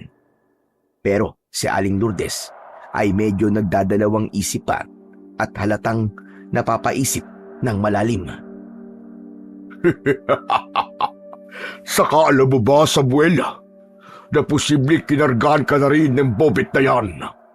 Kaya wala ka na rin magagawa pa kung mayayanggaw ka na rin sa gabing ito. Baka doble yanggaw pa ang mangyari sa'yo. Ng puntong yon, dahil sa kasinungalingan ni Astan, ang kinikimkim kong galit ay malapit ng sumabog. Lalo na nang makita kong parang napapaniwala na si Samuel ni Astan at parang hindi ko na talaga kayang pigilan pa. Bobet, totoo ba? Na mga aswang kayo ni Tita Celia at Father Elmo? Umamin ka, sabihin mo sa akin! Sabihin mo! Huwag kang taka, Samuel. Kung ako sa'yo, ay agawin mo na ang pangontra ng kasama ninyong albularyo at buhusan mo ang Bobet na yan. At makikita mo, magigising ang pagiging aswang niya. Tarantang sinunod naman yun ni Samuel, ngunit hindi yun umepekto sa akin dahil sa taglay kong puting bato ni tatay. Hindi naman eh. Sinungaling ka, Astang ka. Demonyo ka talaga. Sinisiraan mo lang sa akin ng kaibigan ko. Dahil dyan, hetong sa'yo, hayop ka! Mabilis na inagaw ni Samuel ang hawak na botelyang pangontrang langis na hawak ni nanay. Binuksan ito at buong lakas na ibinalibag sa direksyon ng demonyong si Astan. Hindi agad na nakaiwas ang huli dahil sa kakahalakhak nito. Bunga nun ay nabuhusan ito ng pangontra at nagsimulang umusok ang katawan. Anak ng putya at Samuel ka! Ginagalit mo ako ha? Pwes, para sabihin ko sa'yo, ang katawang ito lang ang pinaso mo at hindi ang talagang ako. Kapag tuluyan itong naagnas, ay pwede ko pa itong hubarin. Akala mo ah? Ngayon, magbabayad ka sa akin. Tuluyan na kitang yayang gawin at magiging alipin ko. Walang ano-ano ay biglang nanginig ang buong katawan ni Samuel at bigla itong nagkikikisay ng dahil sa labis na sakit. Bobet! Father Elmo! Nay! Tay, tulungan niyo ako! Hindi ko na kaya! Mabilis na dinaluhan ni Father Elmo, nanay at maging ang mga magulang niya si Samuel. Ako naman ay tuluyan ng sumabog ang tinitimpi-timpi kong galit kay Astan dahil sa nangyari sa matalik kong kaibigan, hanggang sa hinarap ko na ang anak ng pinuno ng mga aswang na si Astan. Anak ng Diablo kang Astan ka! Hindi ako makakapayag na makuha mo si Samuel! Matali ko siyang kaibigan! Ngayon, tayong dalawa magtutuos! Sige lang, Bobet. Ganyan nga. Magalit ka pa. Itodo mo. Kisigin mo ang totoo mong pagkatao. Pagkatapos, ay umanib ka na sa amin. Ikaw at si Samuel ang magiging mga kanang kamay ko ngayong gabi. Aswangin natin ang buong baryong ito. Tayo ang mag-ahari dito at gagawin natin silang mga aswang na katulad natin at pagsisilbihan nila tayo habang buhay. At tuluyan ko lang ang ginising ang dati kong katauhan ng walang pag-aalinlangan. Ito na ang sinasabi ni Mamberong kung kinakailangan. Ang layunin namin ay matalo si Astan para mapigilan ang tuluyang pagkayanggaw ni Samuel at para rin makalaya na ang katawan ni Astan at mabigyan ng tamang libing. Ito na ang hinihintay mo, Astan! Isang mas mabagsik na aswang lang din ang tuluyang makakatalo sa'yo! Hindi mo alam kung ano ang hinihiling mo! Ay! Bobet, anak! Anong ginagawa mo? Bakit mo ginising ang dating pagkatao mo? Ang anak ko! Mali ang ginawa mo! Kuya Elmo, tingnan mo ang anak ko! Wala na siya! Sinayang niya ang sakripisyo ni Conrado! Kumalma ka muna, Celia. Tignan muna natin kung ano ang mangyayari. Wala na! Wala na, kuya! Hindi na makababalik sa dati ang anak ko. Magiging kalaban na natin siya. Kaya humanda ka na rin, kuya. Mapapalaban na din tayo sa kanya. Samantala, si Aling Lourdes naman noon ay parang natuwa pa sa mga nalaman tungkol sa akin at sa pagbabagong anyo kong yun. Mabilis ako nitong nilapitan at may kung anong iniabot sa akin na sandata. Isang balaraw na gawa sa pilak na dinasalan daw niya at pinahiran ng pinakamabagsik na pangontang langis na gawa nito. Tiwala raw ito na hindi raw ako maaano ng balaraw pagkat nararamdaman daw nitong hindi raw ako lubusang kampi sa puwersa ng kadiliman. Napatango-tango na lang ako kay Aling Lourdes dahil ang totoo, kasabay niya ay naririnig ko rin sa isip ko ang bulong naman ni Mang Berong. Wika nito ay tamang-tama raw yun at patitindihin pa raw nito ang epekto ng balaraw dahil raw nakasanib din daw ito sa akin. Nagsisilbi raw akong kasangkapan ngayon ng mga puwersa ng liwanag sa katawan ng kadiliman. Kasunod nito ay pinagmadali na ako ni Mang Berong na sugurin na si Astan.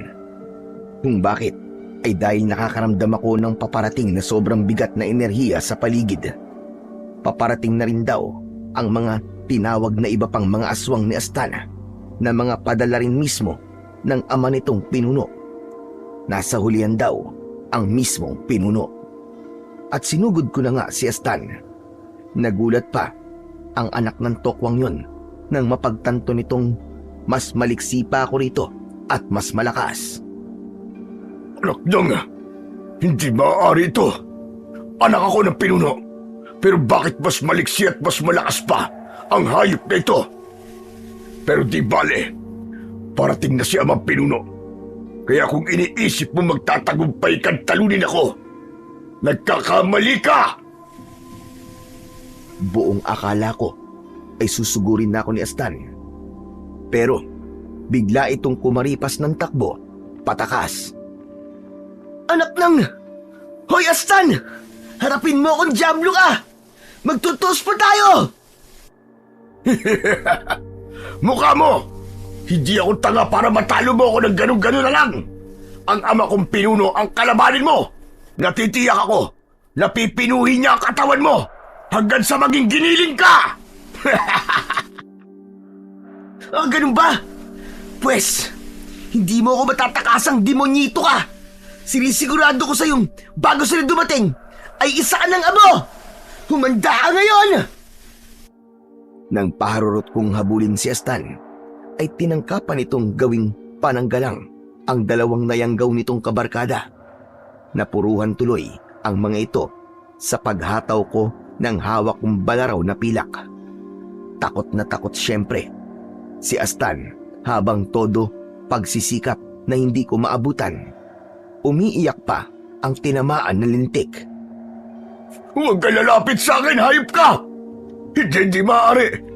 Ayoko matuhog ng balaraw na yan. Hindi pa ako dapat na mamatay. Ako pa ang magiging sunod na pinuno. Ako pa ang magiging hari ng mga aswang. Hindi maaari ito. Bakit ba kasi dumating-dating ka pa ritong bida-bida ka? Hayop ka! Bida-bida mong mukha mo! Hindi lahat ng aswang ay katulad mong hibang sa kadiliman at kapangyarihan. Umiiral kami para umalib sa liwanag at para iligpit ang mga salot sa lipunan katulad ninyo. Humanda ka ngayon, demonyo ka! Pues, hindi mo ako mapapatay. Narito na si amang pinuno. Naririnig ko na ang alulong niya. Saka hindi mo talaga ako pwedeng patayin. Alam mo ba kung bakit? At bakit naman? Sabihin mo sa akin, habang may oras ka pa. Dahil kapag pinatay mo ako, hindi na makakabalik sa normal si Samuel. Nakargahan ko na siya. Ibig sabihin, ang katawan niya ang susunod kong pamamahayan kapag pinatay mo ako. Ang galing ko, hindi ba? Saglit akong natigilan dahil sa sinabi niyang yon. Hindi ko naisip na posible nga pala yung mangyari. Pero biglang may ibinulong sa akin si Mang Berong. Dahilan para mapangisi ako habang nanlilisik kong tinititigan si Astana. O ano? Bakit ganyan ka kumakatingin? Hindi ka naniniwala sa akin? Pwes, bahala ka sa buhay mo. Saka heto na si Ama. Humanda ka na ngayon. Wala ka nang kawala. Patay ka ngayon sa ama ko! pagtalikod ni Astan para kumaripas ng takbo papunta sana sa paparating na grupo ng ama nitong pinuno at iba pang mga aswang, ay simbilis ng kidlat ko siyang sinunggaban at hinila. Pinilipit ko ang braso niya papunta sa kanyang likuran at iniumang ko ang balaraw na pilak sa kanyang leeg. Makaraan ay sinigawan ko ang pinuno na siyang pinakamalaki at maskulado sa lahat ng mga aswang. Kakulay nito ang balat at buhok ni Astan. Sige! Lumapit kayo! At itatara ko ang balaraw na pilak na to sa dibdib ni Astan! Ikaw rin! Pinunong aswang! Alam kong mararamdaman mo rin ang mangyayari dito sa anak mo. Hindi ko ba alam? Tignan mo, isa rin akong aswang, pero kakampi ng liwanag. Hindi tulad nyo, na mga alagad ni Satanas! Sumingasing na natigilan ang pinunong aswang at sinenyasan ang mga kasama na tumigil din. Halatang hindi ito mapakali at labis na nag-aalala para sa anak niyang si Astan. Matiim itong nag-isip saglit at minataan pa kaming maigi. Si nanay, si Father Elmo at lalo na ako. Parang may kung ano itong tinitimbang. Pagkaraan ay si Astan naman ang tinitigan nito. Nag-usap sila sa mata. Ama! Huwag! Huwag mo akong itakwil, Ama! Tulungan mo ako! Iligtas mo ako sa kamay ng hayop na buwang na ito! Ayoko pang mamatay! Huwag niyo akong pabayaan sa kanyang kamay! Ama! Tulungan niyo ako, Ama! Tinangkapang pumalag ni Astan. Pero dahil sa ginawa niya, ay nasugatan tuloy ang kanyang leeg. Dahilan para magsiwala siyang manghina. Nakita kong medyo umusok pa ang dugo niyang kumapit sa tanim ng aking balaraw. Bitiwan mo ako! Hindi mo ako kaaway! Ang totoo, dapat ay magkaibigan tayo. Kung mahalaga sa iyo ang kaibigan mo si Samuel, hindi mo ko papatayin. Sinasabi ko sa iyo, magagamit niyo ako laban sa ama kong pinuno. Pwes, paano ko mapapatay ang pinuno? Ngayon din, ipapatakasin kita kung sasabihin mo sa akin. Isang bagong gawang balaraw o kahit na anong sandatang gawa sa pilak ang madaling makapapatay sa kanya. Yung hindi pa kailanman nagagamit laban sa mga aswang. Sa ibinunyag na yun ni Astan, ay galit na malakas na umalulong ang pinunong aswang. Kasunod nito ay paatungal nitong isinumpa si Astan. Itinakwil nito si Astan bilang anak pagkat yun daw ang kabayaran ng isang taksil sa pinuno at pagtatakwil daw ang tanging paraan para hindi raw ito maapektuhan kahit na anong mangyari kay Astan. Mag-aanak na lang daw ito ng bagong magmamana ng pagkapinuno nito. Wala na akong paki sa iyo, Ama, dahil sa pagtatakwil mo sa akin ngayon. Kakampi na ako ngayon ni Bobet at ako mismo magiging mortal mong kaaway. Tandaan mo yan! Sukat noon din ay nagmamadali lang tumakas ang pinuno. 10 ng mga kasamahan nitong mga aswang. Talagang iniwanan ng mga ito si Astan. Ano na, Bobet? Bakit hindi mo pa ako binibitiwan? Nasabi ko na sa iyo ang paraan kung paano matatalo ang ama kong pinuno. Kaya't pakawalan mo na ako. At talagang naniwala ka naman sa akin na patatakasin kita. Utot mo, Blue. Walang magtitiwala sa katulad mong ultimo ama mo ay nakuha mong ilaglag. Anong akala mo sa akin, bobo? Hudas ka. Kaya heto ang sayo. Huh? Huwag! Hindi na makakabalik pa sa dati si Samuel kapag... At tinuluyan ko na nga si Astan dahil sa sobra kong pagkasuya sa ugali nito. Buong diin kong itinarak ang balaraw sa tapat ng kanyang puso. Napaigik pa siya ng malakas at nagsimulang mangisay. Umusok ang kanyang katawan hanggang sa magliyab. Nang maging abo na si Astan ng gabing yon, ay agad na numbalik sa normal si Samuel. Bigla ring tumahimik ang dating nagkakagulong baryo dahil sa pagsalakay ng iba pang nayanggaw ni Astan na mga kabarkada nito. nakalulungkot lang dahil maging ang mga ito ay nagliyab din ang mga katawan at naging abo rin. Sa ganun ko natalo si Astan. Sayang nga lang at hindi ko napatay ang pinuno.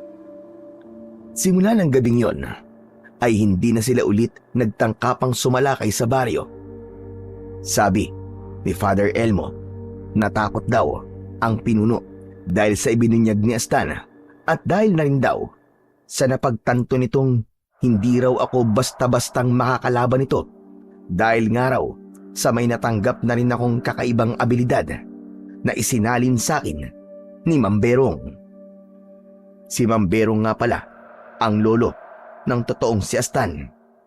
Isa raw itong dating antingero at inilihim ang pagkaantingero para raw hindi siya matunton ng mga aswang. Isa na lang daw siyang espiritu na nakasanib sa abilidad na ililipat daw sana nito sa apo nito. Ngunit sa kasamaang palad ay naunahan itong malapa ng anak ng pinuno ng aswang na siya mismong umangkin sa katawan ni Astan.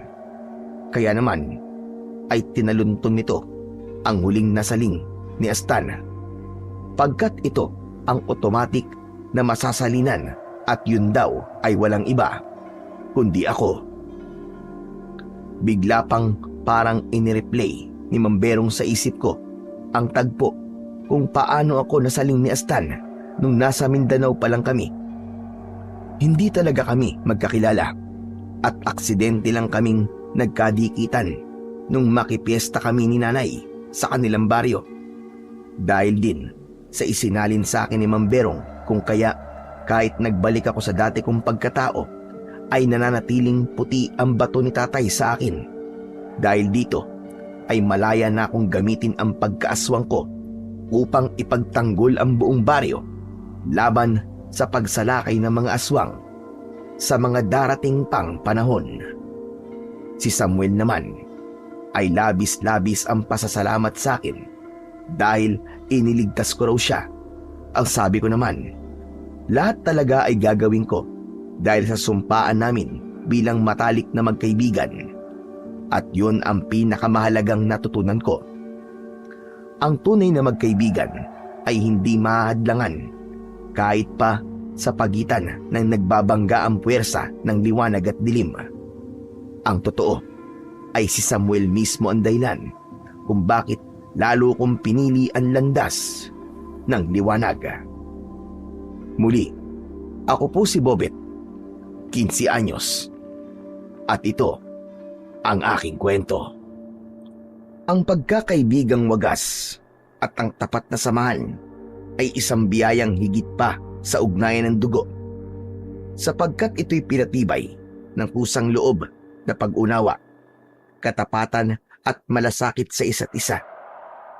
Kahit pa sila'y subukin ng dilim, ng unos ng buhay o ng masasamang elementong sumisikil sa kanilang pagkatao, nananatiling buhay sa kanilang mga puso ang tunay na hangarin bilang magkaibigan, ang magsilbing lakas ng bawat isa at sabay na suungin ang bawat panahon.